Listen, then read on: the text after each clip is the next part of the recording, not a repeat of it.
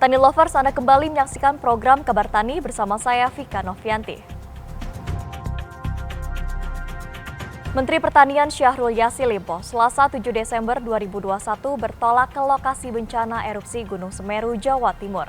Selain memberikan bantuan moral, Menteri Pertanian Syahrul Yassin Limpo juga menyalurkan sejumlah bantuan berupa obat-obatan serta kebutuhan lainnya bagi para korban selamat.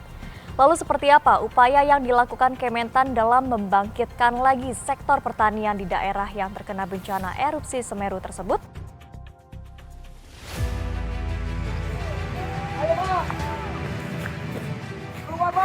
Sabtu 4 Desember 2021, tepatnya pukul 15.30 waktu Indonesia Barat, Gunung Semeru yang terletak di Provinsi Jawa Timur mengalami erupsi hingga mengeluarkan guguran awan panas.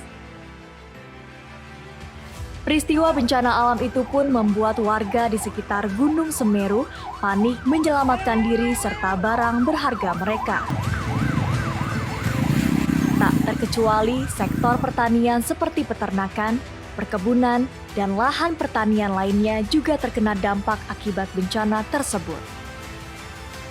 Terlebih peternakan di Lumajang dan Malang merupakan wilayah yang memiliki potensi yang cukup tinggi. Warga yang berada di kawasan sekitar lereng gunung seperti di Kecamatan Pronojiwo dan Candipuro yang terkena dampak hujan abu pun diminta untuk mengungsi.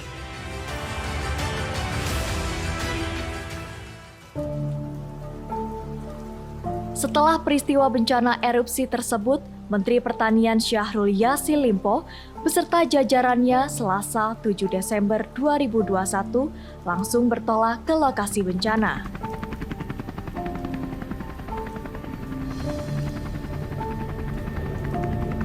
Dengan menggunakan helikopter TNI AU, Mentan meninjau kondisi dan situasi para korban selamat yang sebagian besar adalah petani dan peternak yang terdampak dari erupsi Gunung Semeru. Tak hanya memberikan bantuan moral, Mentan pun memberikan obat-obatan untuk para korban erupsi.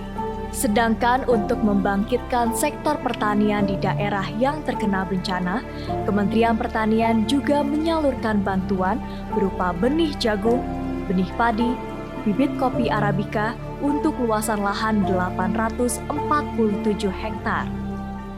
Erupsi ini tentu saja yang paling pertama itu menyelamatkan manusia dan sudah dilakukan, bahkan sudah dilakukan pengungsian. Tetapi yang selanjutnya juga paling penting menyelamatkan binatang, tumbuh-tumbuhan dan berbagai makhluk yang masih ada itu.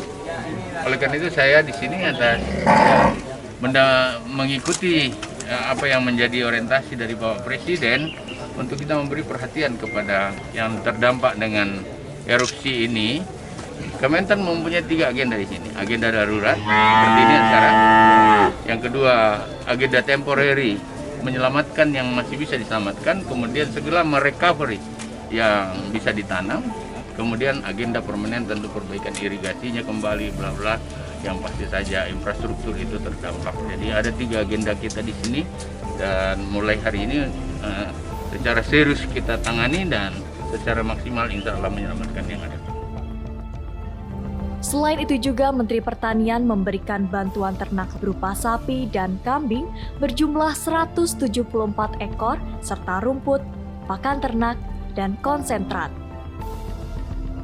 Tak hanya itu, petani yang terdampak juga mendapat bantuan alat mesin pertanian seperti traktor roda 4, traktor roda 2, dan hand sprayer.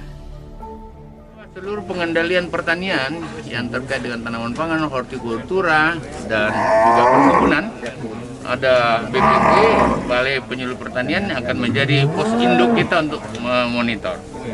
Dan permanen agendanya segera juga untuk menanam kembali yang sudah bisa ditanam. Tentu banyak lahan yang rusak dan lain-lain sebagainya, ini membutuhkan waktu untuk recovery-nya. Tetapi semua bibit dan lain-lain akan kita siapkan. Ini juga sesuai perintah Presiden dalam masalah pertanian dalam kondisi darurat seperti ini. Demikianlah Kabar Tani edisi kali ini. Saya Vika Novianti beserta kru yang bertugas mengucapkan terima kasih atas kebersamaan Anda. Salam TV Tani. TV Tani, televisi pertanian pertama di Indonesia. Sampai jumpa.